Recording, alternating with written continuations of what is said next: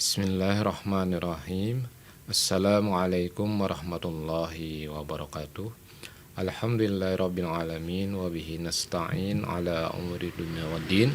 Wassalatu wassalamu ala asyrafil anbiya'i wal mursalin wa ala alihi wa sahbihi ajma'in. La haula wa la quwwata illa billahil aliyyil azim. Rabbi shrahli sadri wa yassir li amri wahlul 'uqdatam min lisani yafqahu qauli. Berjumpa kembali kita dengan video pembelajaran pendidikan agama Islam untuk kelas 11. Kali ini kita akan bicarakan bab 7 dengan judul menguatkan iman dengan menjaga kehormatan, ikhlas, malu, dan zuhud. Untuk kali ini kita akan bicarakan masalah yang ketiga, pertemuan yang ketiga, yaitu malu ya. Malu dalam bahasa Arab disebut juga dengan kata al-haya.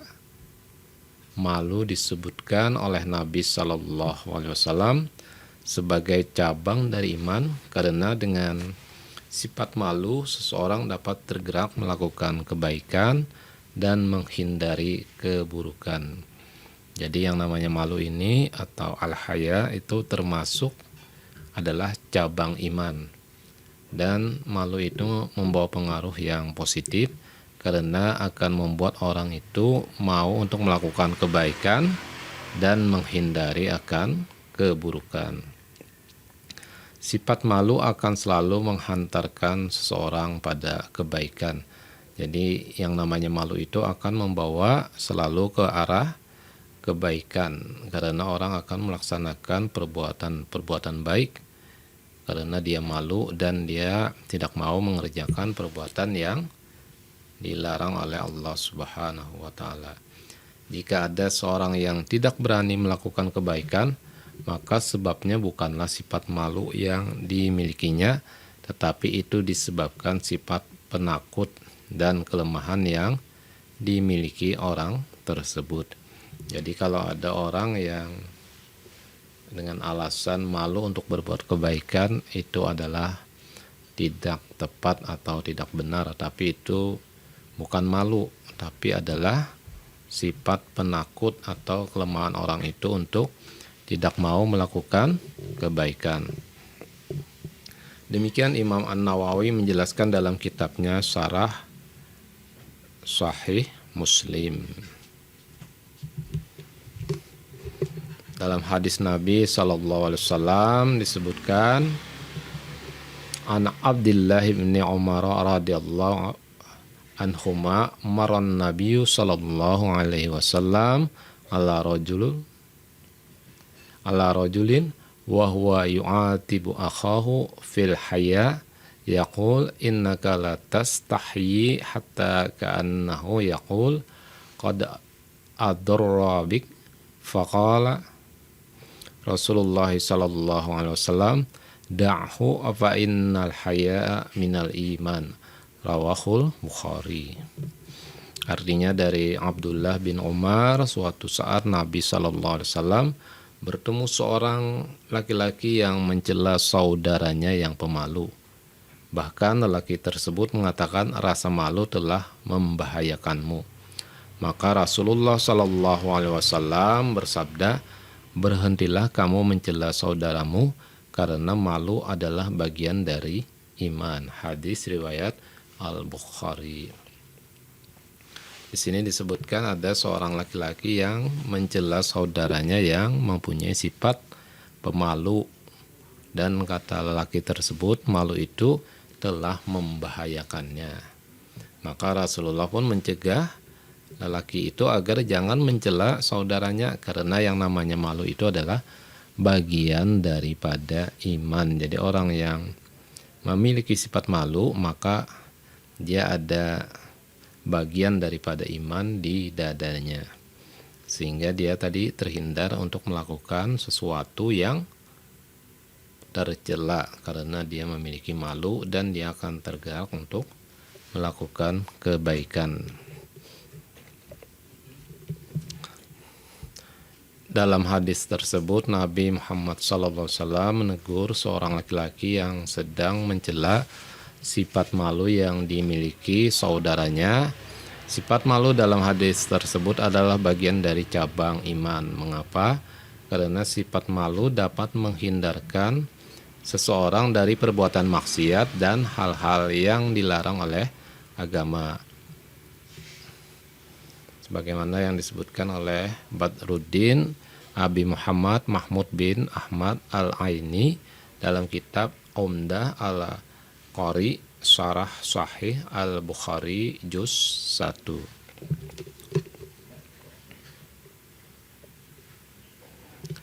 Menurut Ibnu Hajar, penulis kitab Fathul Bari, malu dibagi menjadi dua, yaitu jadi Ibnu Hajar dalam kitabnya Fathul Bari membagi malu itu menjadi dua.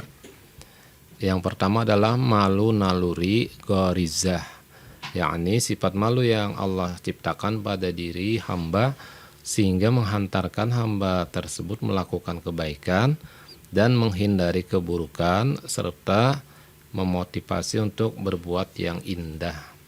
Inilah yang termasuk cabang dari iman karena bisa menjadi perantara menaiki derajat iman. Jadi yang pertama adalah malu naluri atau warizah, di mana malu ini tadi membuat orang melakukan kebaikan dan menghindari keburukan dan memotivasi untuk berbuat yang indah. Dan inilah yang termasuk daripada malu yang merupakan bagian dari iman. Kemudian ada malu yang kedua, malu yang dicari atau dilatih, muktasab. Sifat malu ini ada kalanya bagian dari iman, seperti malu sebagai hamba di hadapan Allah pada hari kiamat. Ada pula malu itu yang dilatih, muktasab. Dan itu ada kalanya juga merupakan bagian dari iman, seperti malu seorang hamba di hadapan Allah pada hari kiamat sehingga menjadikannya mempersiapkan bekal untuk menemui Allah di akhirat nanti. Ada kalanya juga malu ini bagian dari ihsan, seperti malunya hamba karena adanya rasa takarrub atau merasa selalu dalam pengawasan Allah. Inilah puncak dari macam-macam cabang iman. Nah, ada kalanya tadi malu ini juga merupakan bagian daripada ihsan. Seperti malunya hamba karena merasa takarrub atau selalu dalam pengawasan Allah Subhanahu wa taala. Dan ini juga bagus karena puncak dari cabang-cabang iman. Demikian pula, sifat malu sangat penting dimiliki oleh setiap manusia karena dapat menjadi perantara peningkatan keimanan yang sampai pada puncaknya. Jadi malu itu penting dimiliki supaya kita itu dapat meningkatkan kualitas keimanan kita. Sufyan Tsauri 2019 menegaskan bahwa manusia yang memiliki sifat malu atau haya ialah manusia yang mampu menahan dan menutup diri dari hal-hal yang akan dapat mendatangkan aib atau keburukan pada dirinya. Jadi orang yang memiliki sifat malu itu adalah yang mampu menahan atau menutupi hal-hal aib yang akan datang pada dirinya atau keburukan yang akan datang padanya. Dengan demikian, jika pada masa sekarang ini banyak perilaku buruk yang muncul dari umat beragama seperti pencurian, penipuan, bahkan kasus korupsi, maka itu tidak lain karena sudah menipisnya rasa malu dari seorang hamba tersebut. Jadi orang yang melakukan pencurian, penipuan, bahkan korupsi, berarti mereka itu sudah tebal mukanya, kan artinya tidak malu lagi kepada Allah, kepada diri sendiri dan manusia.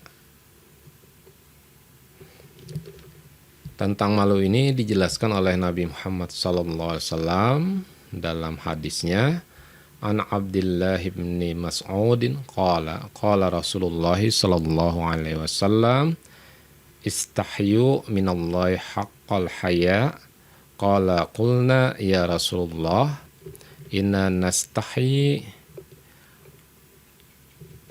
walhamdulillahi qala laisa jalik qala laisa jaka walakinnal istihya'a minallahi haqqal haya an tahfajar ra'sa wa ma wa'a wala batna wa ma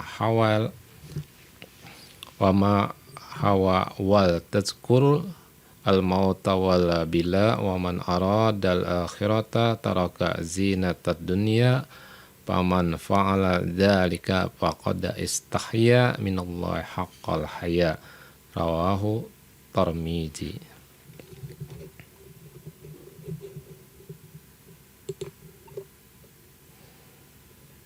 Artinya dari Abdullah bin Mas'ud berkata, Rasulullah sallallahu alaihi wasallam bersabda, malulah pada Allah dengan sebenarnya. Berkata Ibnu Mas'ud, kami berkata wahai Rasulullah, kami malu. Alhamdulillah, beliau bersabda, bukan itu, tetapi malu kepada Allah dengan sebenarnya adalah kamu menjaga kepala dan apa yang dipahami dan perut beserta isinya, mengingat kematian dan segala kemusnahan. Barang siapa menginginkan akhirat, ia meninggalkan perhiasan dunia. Barang siapa melakukannya, ia malu kepada Allah dengan sebenarnya. Nah, ini maksud malu kepada Allah yang sebenarnya, sebagaimana yang disebutkan dari hadis tersebut. Hadis riwayat At-Tirmidzi.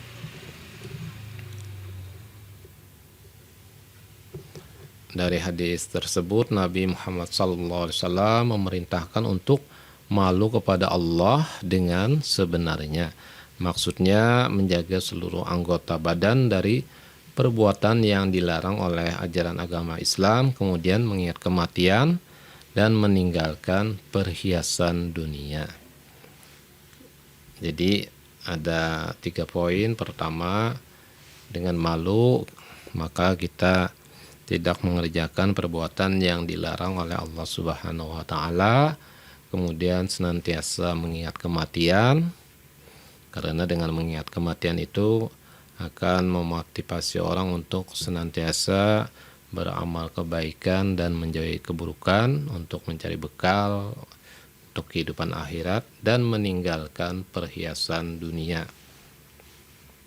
Meninggalkan perhiasan dunia artinya dia tidak menurutkan keinginan-keinginan dunianya, karena dia merasa bahwa dunia ini hanya sebagai tempat sementara saja, yang sebenarnya itu adalah kehidupan di akhirat, kehidupan yang sebenarnya, yang hakiki. Karena di dunia ini kita ini hanya sebagai untuk mencari bekal sebagai musafir, karena kita akan melanjutkan kepada kehidupan akhirat kelak. Nah, demikian penjelasan kita pada pertemuan yang bab 7 ini berkenaan dengan masalah malu. Mohon maaf apabila dalam penjelasan terdapat khilafan dan kekurangan.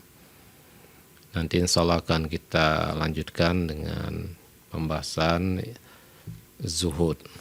Wabillahi taufiq wal hidayah. Wassalamualaikum warahmatullahi wabarakatuh.